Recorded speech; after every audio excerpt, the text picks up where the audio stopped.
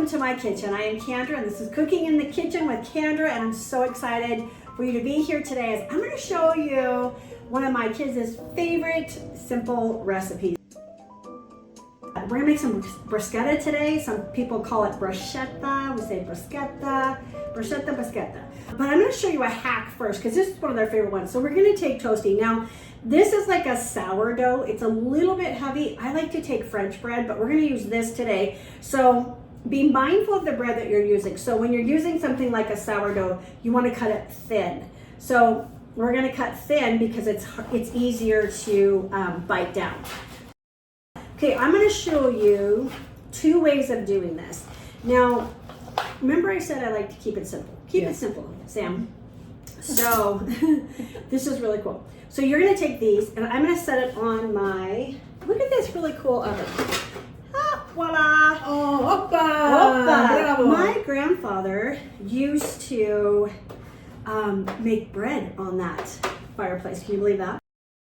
Okay, I'm just going to set this over here for a sec until we come back to that. But I wanted you to show you. Here's a hack. And no, don't tell anybody. They'll think it's fresh. So I use Pesto. And this is Maker's Mark. That means it came from Sam's Club. Seriously. Easy peasy. And I'm going to take this. And depending on how much you make, now I could use a lot of this. I'm going to stir it up because it's got a lot of oils. And I'm just going to dump it in my bowl. Then, because I like to add a couple ingredients, I'm going to take Parmesan. And we're going to add a bunch of Parmesan to this. 3 things. I'm going to start to stir it up just a skosh. And I'm going to add a tiny bit of lave.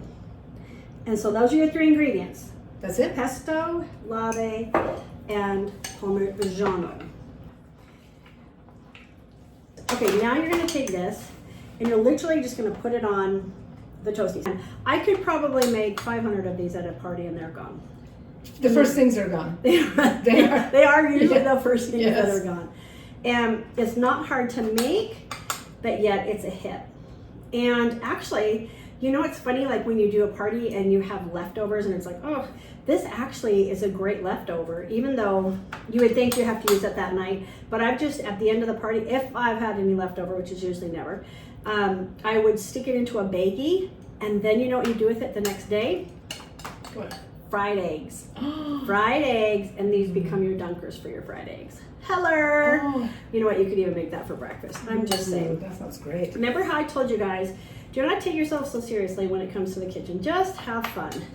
Yes. You know, sometimes, I appreciate the culinary art. Oh my gosh, they're incredible. I love to watch that and live vicariously through them. I'm not patient enough. I just got to tell you, I got stuff to do. And so I got people to feed and stuff to do. And I think people ask me all the time, how did you learn to cook so fast? And I was a single mom for a lot of years, and I had hungry babies. And I was running a company, and so I had a full-time job, full-time mom. So we had to make stuff quick. So I just pull stuff out and make it. And that's the fun thing about cooking, you guys, is that you just taste flavors. Put some flavors together and check it out. I love cheese. I love pesto. I love lave. So rather than just being a little boring old pesto sauce, why not add some mozzarella, little lave, and we have a party. Kick it up a notch. Kick it up a notch. Here's a secret sauce. Shh, don't tell anybody. Yeah. People always say, why does it taste so good? Garlic salt. Just a skosh of garlic salt. Again, a skosh, not a lot. You guys, that smells so good. Okay, I'm gonna pop this in the oven, and then we're gonna make bruschetta. Okay. Ooh. All right. So that's a hack. Ooh, but that was fast. See?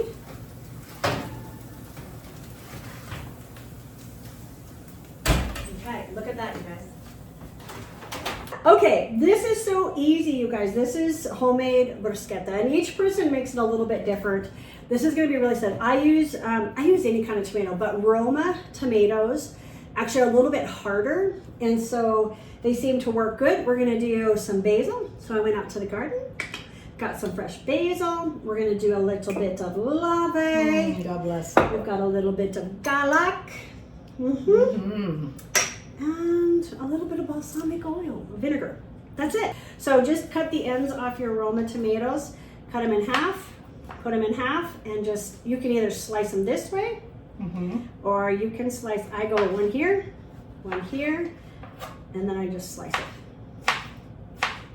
The idea is you want little bite sizers, so that when, see, simple. Okay, so I'm gonna do another tray of toasties. So I'm gonna put butter, and you could add a little Parmesan, but the idea is we're trying to make a base for your bruschetta. So there we go, easy peasy. I'm going to take some of these and put some mozzarella. Garlic salt, this is the key, people. This is the secret to the good garlic bread.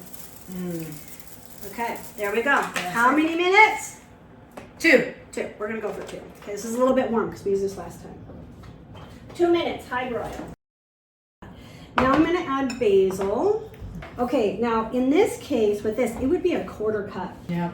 Okay, that's 1/4 cup. Oh, it smells so good. I know. Okay, now again, I love garlic, so I'm gonna add some garlic. And the reason I'm adding garlic is because it's healthy. I just pop some in there. And again, I tell you what, I use a ton of that. Okay, here's what I'm gonna do. I'm gonna be specific on my olive oil and my balsamic. Sometimes what happens is we can get too much olive oil and then it's like too much running. So I'm gonna put some oregano. I'm gonna put some salt and pepper, garlic. Voila! Okay, and then I'm gonna do, let's see, what do I have? 1/3 cup of olive oil. Look at how beautiful that is. And it's so light and fresh. Look at that. Ready? Okay, then we're gonna take balsamic, and this is a balsamic vinegar.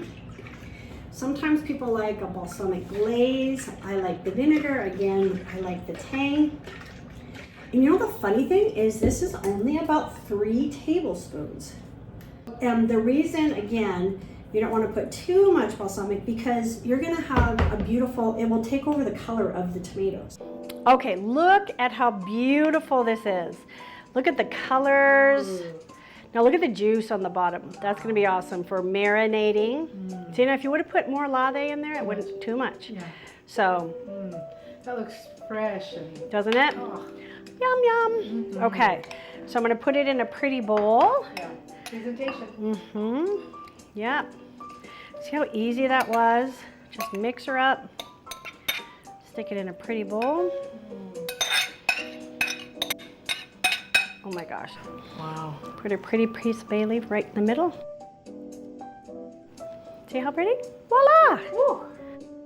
And so you set that next. And look how pretty that is. Wow. So now I don't even serve this for people. Like I will put this next to that so that there's a presentation right there.